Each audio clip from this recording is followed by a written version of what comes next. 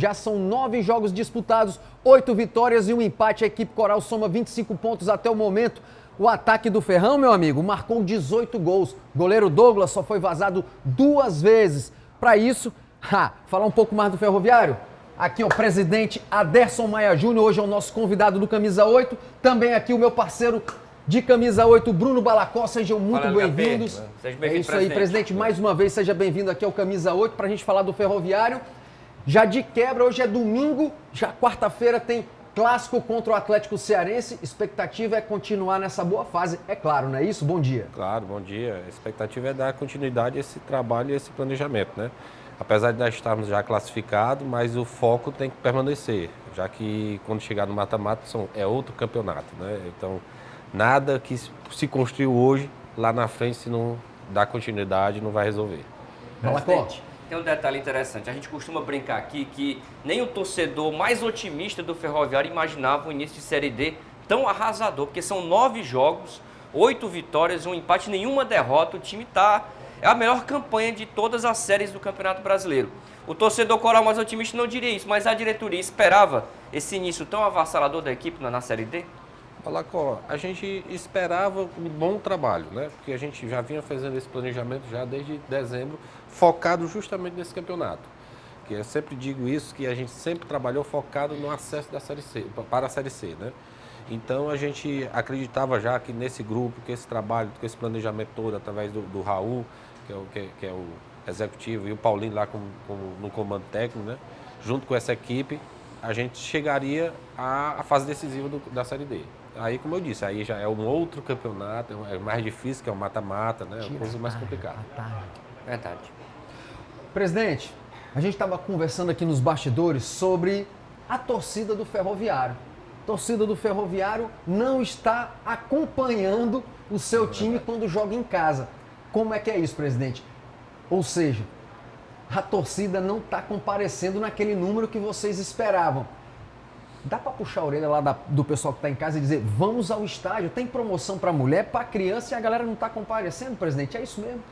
É importante salientar isso, porque o torcedor, é interessante, quanto mais está vencendo os jogos, está diminuindo o público do Ferroviário, está contradizendo o negócio. Isso, Balacó? Ao invés de levar o pessoal para o estádio, está diminuindo. Se o problema é boa fase, melhor impossível, né? Só sendo campeão agora. Mas a gente entende que essa é uma sequência de jogos, a gente sabe do poder aquisitivo do nosso torcedor também, né?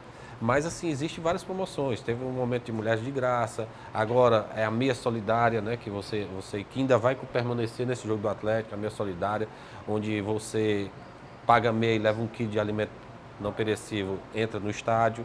Então, assim, tudo que a gente puder fazer, a gente está fazendo. Mas o torcedor, nesse momento, precisam chegar mais junto com a gente, porque é importante isso. É importante para a equipe, para a motivação dos jogadores que estão em campo, né? É importante para a caminhada do Ferroviário, porque também existe um planejamento financeiro dentro desses valores de borderô, né? Estamos jogando no Presidente Vargas justamente para dar um conforto maior ao torcedor. O gramado Presidente Vargas hoje é o melhor do Ceará. Eu acho que talvez só a Arena Romeirão talvez já seja um pouco melhor, né? Porque é novo, né? Mas, enfim, nós temos todos esses requisitos para que o torcedor venha.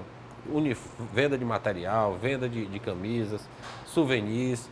Então, torcedor, por favor, chegue lá, que com certeza vai ajudar muita gente busca desse acesso. Presidente, ainda sobre a questão da torcida e da campanha, que acho que é um ponto importante a salientar, né?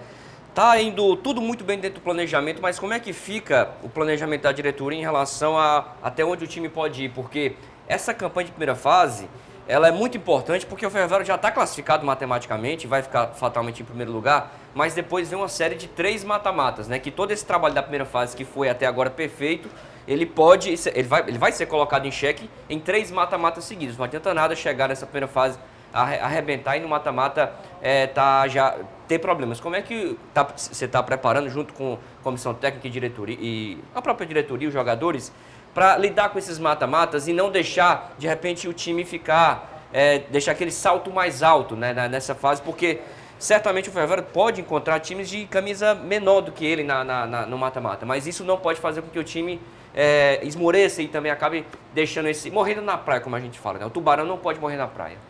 Balacó, é importante salientar que, assim, quando se chega no mata-mata, não tem time pequeno, né?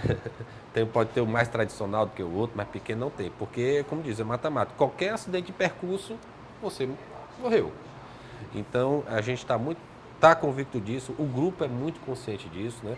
E é bom lembrar que, paralelo a isso, também vamos disputar Fares Lopes.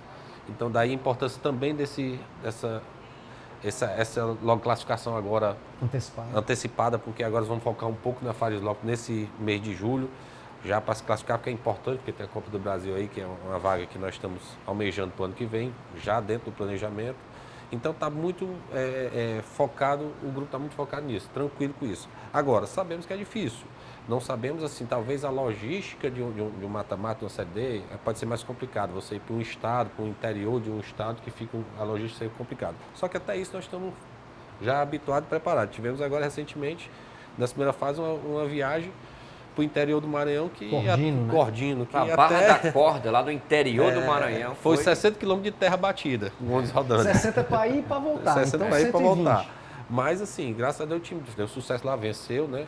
E eles estão muito focados nesse trabalho, já sabiam, né? Até a gente conversou muito com o grupo, ó, saiu a Copa do Brasil, saiu a Copa do Nordeste, que é a primeira linha, e nós vamos agora enfrentar a realidade da Série D, né? Que é uma realidade diferente. Então, agora, se prepare o baque, porque vai sair de hotel de 5 estrelas para hotel. Faz parte, né? Rapaz, é verdade. Presidente, a gente está falando do Ferroviário que está invicto na Série B e o Ferroviário também está invicto jogando no estádio Presidente Vargas nesse ano de 2023. A gente estava conversando ali também nos bastidores, o senhor revelou que o Ferroviário ainda não perdeu jogando no PV, é isso? Não, o Ferroviário é invicto no PV, o PV virou a casa do Ferroviário, né? Até nisso, ele não perdeu esse ano nenhuma partida lá. Ganhou do Ceará? Ganhamos do Ceará na Copa do Nordeste, até o brinco, que o Ferroviário é campeão da Copa do Nordeste, ganhou do campeão, né? Olha aí. Acho que foi o único que venceu, não sei se... Não, teve um jogo do Vitória também. Recebeu o Santa Cruz lá também. Recebeu, venceu o Santa Cruz, ABC, vários times, né, que jogou lá. A gente perdeu a invencibilidade em casa no Castelão, Fortaleza, que aí passa. Mas na Série D, por sinal, olha, HP, 5 jogos, 5 vitórias no PV. Jogando no PV. Então a gente está falando aqui do estádio Presidente Vargas, Balacó, puxando porque como a torcida não está indo tanto como se esperava e o talismã do Ferroviário está sendo o estádio Presidente Vargas e vamos ter quarta-feira agora um clássico cearense, Ferroviário e Atlético Cearense, não custa nada a torcida do Ferroviário prestigiar cada vez mais. Eu acho que essa é uma grande oportunidade. O jogo é no meio de semana, mas o horário é bom, dá para o torcedor ir, o PV fica ali central, não é difícil o acesso, é difícil, não é também chegar e sair. Eu acho que tem tudo para quarta-feira a torcida do Ferroviário dar esse retorno nesse jogo que é importante e ir lá no PV, que é o talismã do Ferroviário, presidente. Com certeza. Será 19 horas, esse jogo específico. Normalmente a gente joga às 20 horas, mas o jogo, a CBF marcou às 19 horas por uma questão de ajuste lá da própria CBF. É um pouco mais cedo que o habitual, é um horário até um pouco chato, a gente tentou até mudar, né? Para as 20 horas, mas tinha uma questão de tempo, de espaço de 66 horas, que o Atlético ia jogar. Porque o Atlético vai jogar no sábado às 15 horas, então eles não tinham como mudar, né? Mas assim, o torcedor é um horário também não deixa de ser ruim, porque chega em casa cedo, 9 horas termina o jogo, o torcedor antes das 10 já está em casa, né? Já dá para trabalhar tranquilo. Já dá para trabalhar tranquilo. E a gente espera, sim, o torcedor chegar. O número de sócios realmente vem crescendo a cada dia, isso é importante. É um trabalho também que a gente está fazendo na parte de marketing, né? Dobrou o número de sócios em relação ao que a gente tinha, mas, assim, a gente pede mais a presença do torcedor. Chegar mais junto, se aproximar, porque é importante para o grupo saber que tem um apoio enorme no estádio, né? Isso é demais importante porque, como diz, um time de futebol não vive sem sua torcida. Exato. Presidente, teve uma... Tá ali na tela, Balac. Teve uma imagem interessante essa semana que a gente viu nas redes sociais. O Ferroviário lançou esse plano de sócio craque eterno. É mais uma iniciativa aí que eu vejo de valorizar a história coral. O Ferroviário sempre foi muito preocupado com a sua história, tanto que teve recente homenagem aí ao goleiro Marcelino, né, que bateu o recorde de minutos sem tomar gols. E aí a gente viu o Cícero César estrelando nessa campanha. Qual foi a ideia da diretoria em lançar esse tipo de ação? Porque a gente percebe essa preocupação com a história, mas também com o social, de resgatar muitos desses ídolos que de repente não estão frequentando os estádios, mas com essa iniciativa agora, mais do que nunca, estão convidados aí também, né? Primeiro, um clube só consegue ter um futuro promissor se valorizar o passado, né? E essa ideia, a iniciativa da diretoria de marketing, como eu sempre digo, as diretorias têm autonomia para se trabalhar, né, para ter ideias, e a gente sempre deixa isso à vontade no ferroviário. E a ideia do sócio eterno, craque eterno, é justamente trazer os ídolos do ferroviário do passado para dentro do estádio, valorizar a história dele, valorizar o que eles fizeram no ferroviário, né, e trazer para o estádio para valorizar o torcedor também, se encontrar com aquele ídolo do passado. Muitos torcedores sempre tinham aquela coisa de querer conhecer ao vivo pessoalmente aquele ídolo do passado, aquele jogador. Então, a gente vai estar dando a oportunidade do ex-atleta entrar de forma como sócio e entrar de forma gratuita para ir para o estádio, né? E o torcedor ter essa liberdade de chegar e conversar com o ex-atleta, falar da história, enfim, é muito importante. Os atletas, Marcelinho, como bem citou, está muito feliz pelas homenagens que teve. E tem ido aos jogos, né? Ele até depois me confidenciou que achava que já tinham sido esquecidos, né? E a gente, não foi nem a gente, foi o Evandro Ferreira, né? Gomes, que lembrou dessa história e conversou com a gente também, a gente endossou, claro, vamos valorizar sim, porque é uma marca histórica, 1.260 gols, minutos, né, sem tomar gol, né? Em campeonato profissional, né? Então é marca histórica, vamos valorizar. Então é importante isso aí, e a gente tem outros também tipos de sócios que a gente vai lançando de acordo com a necessidade. Com a demanda, né? Demanda. Presidente, diz aqui uma coisa, o Ferroviário, a gente já falou aqui da campanha brilhante, 9 jogos sem perder, 8 vitórias. Ninguém chegou não e falou assim, ei, eu quero contratar o Paulinho Kobayashi. Já chegou muita coisa lá no seu ouvido, ou não chegou com nada, ou se chegou, vocês seguraram o homem? Não, é sempre assim, quando há um bom resultado, né, os resultados aparecem, é claro que os profissionais são soldados.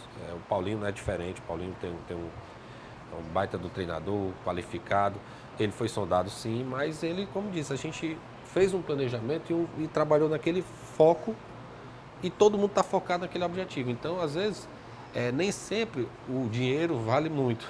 Ele focou no acesso, ele está focando na carreira dele, no currículo dele, de ter esse acesso ao ferroviário, nesse planejamento, apostou no plano do ferroviário, assim como os atletas. Muitos atletas também foram soldados. Só que aí acontece aquele negócio mais, tem contrato longo, né? Tem aquela situação mais delicada que a gente vai trabalhando. Mas estamos tranquilos com relação a isso. Deverá ter agora nessa abertura de janeiro mais algumas sondagens, sim, a gente sabe disso, a gente não é inocente, mas estamos seguros com o grupo que nós temos e confiante que não vai ter nenhum problema não. Presidente, uma questão importante que hoje tem dominado a pauta do futebol brasileiro, uma das pautas mais relevantes é sobre a questão das SAFs, que a gente já está vendo uma nova geração de SAFs surgindo, várias equipes, talvez a última delas tenha sido o Coritiba, né, que vendeu 90% das ações para uma SAF. Eu queria saber como é que o Ferroviário vê esse cenário e se isso em algum momento foi cogitado pela diretoria, pelo Conselho Deliberativo, a possibilidade do Ferroviário abrir parte de suas ações. O Fortaleza, por exemplo, já admitiu que pelo menos até 15% ele aceita negociar. E o Ferroviário entra nessa jogada também de vender parte, cogitar vender parte das ações ou 90%. Como é que isso é discutido lá na Barra? Sim, falar particularmente eu sou favorável. Favorável. Eu vou acrescentar rapidinho, presidente. Alguém já chegou para fazer essa parceria de SAF? Já, mas aí é que é o ponto-chave onde eu vou falar. Eu sou favorável, inclusive a gente está marcando já um grupo de estudos para trabalhar e estudar as SAFs, porque o que acontece hoje? Hoje a SAF está muito direcionada a clube endividado. Então é o clube desesperado que está endividado e precisa do dinheiro. E às vezes não consegue fazer um bom negócio. E a gente também não está nessa. Tem passivo? Tem, mas não está nessa de desespero. Então, primeiro a gente está estudando qual é o melhor tipo de SAF para que o ferroviário possa se adequar. O ferroviário não vai se vender a qualquer SAF. Isso é válido, porque é bom que o torcedor e o telespectador entenda que SAF é um negócio privado. Depois que é feito, você não tem volta. Então, por isso que alguns clubes aí do Brasil estão sofrendo as consequências e não adianta chiar, reclamar, jogar rojão, não, porque é um clube particular. Então, virou particular. Então, às vezes o torcedor perde até o direito do protesto em si, porque eles não vão dar ouvido. Eles estão ali com outro objetivo. Então, isso a gente tem que ter muito cuidado. E é esse o cuidado que a gente está tendo dentro do ferroviário. sou favorável, mas dentro de uma SAF que dê investimento no ferroviário, mas que também o ferroviário não fique muito refém da SAF. Presidente, e tem outro detalhe, só rapidinho, a gente está quase aqui no fim do nosso papo, mas precisa também registrar que essa semana nos deixou aqui um dos grandes nomes da história do ferroviário, o Rui do Ceará, dirigente considerado diretor de futebol eterno. Eu queria que você também falasse um pouco sobre essa perda, o que representa um nome de tanto peso na história do ferroviário que nos deixou essa semana. O Rui Ceará, para mim, foi o maior diretor do ferroviário já teve na sua história, né? Um homem, assim, um gestor nato, campeão cearense na década de 70. Ele tinha até uma frase assim: se eu não puder ajudar, eu não atrapalho. Isso é que a gente sempre colocou isso na cabeça também, e a gente sempre passa isso para as pessoas: se você não está com condições de ajudar, não atrapalhe também. Ele sempre, até nisso ele foi inteligente, né? Então a gente lamenta muito a perca, estamos lá de luto por 5 dias, já avisamos até a família sobre isso.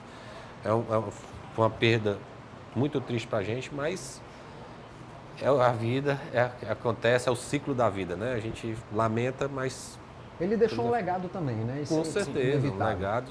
Como eu disse, é o maior dirigente, com certeza foi um dos maiores, não vou dizer o maior, porque ninguém pode dizer o maior, mas certamente foi um dos maiores diretores de futebol que o Ferroviário já teve, que o estado do Ceará já teve, isso não tem dúvida disso. Show de bola. Presidente, a gente já está chegando aqui no fim do nosso bate-papo. Muito obrigado pela sua presença aqui no Camisa 8. Saiba que as nossas portas estão sempre abertas para vocês da diretoria, para o Ferroviário.